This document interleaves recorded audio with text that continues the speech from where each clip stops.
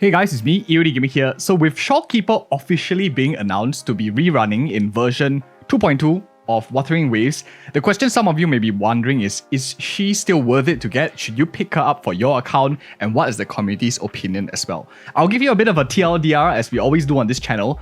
She is really still very good and is probably one of the best characters, even if you're talking about an investment value for an overall account. Let me give you a reason why, and there are a few situations that maybe you do not need her, but let's first talk about why she is super good. She is a supportive character of that can heal, can even give you crit rate buffing, crit damage buffing. Is really insane.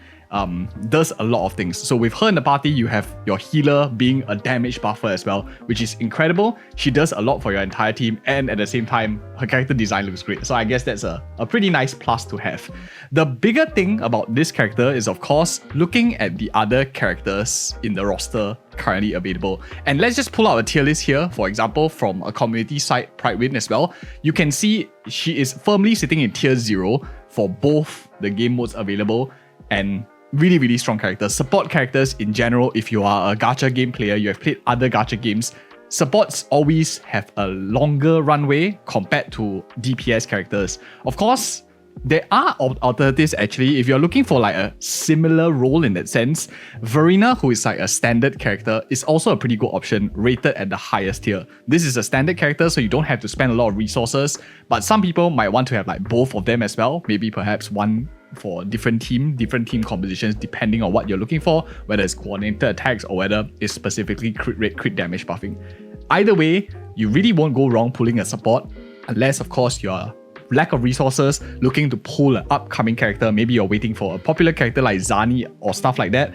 Otherwise, Verena might be able to wait for a couple of whiles. And one important thing about Wuthering Waves is, as we are seeing the first couple of reruns, it's uncertain when the second rerun is going to come back. So if you miss a Shorekeeper now, we don't exactly know when are you going to see Shorekeeper the next time. So rerun characters, maybe if you missed them once already, they might be slightly higher in priority, and other characters who maybe just appeared for the first time are of a slightly lower priority, because you can always pick them up in a predictable pattern, which we will do on the channel, and we calculate like when the banners are around so we can see some sort of prediction trend as well to put out content for you guys too.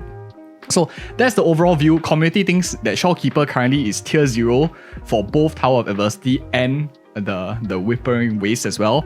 Verena is of course on the same tier, and you can see this gaping hole here. No one else in the support category and the healer category comes close. Like 0.5, T1, all the purple characters here are all way lower as well. As you can see, all of them are much lower tier. Until they release new characters, then there will be some competition. But overall, I think she's a really solid pick.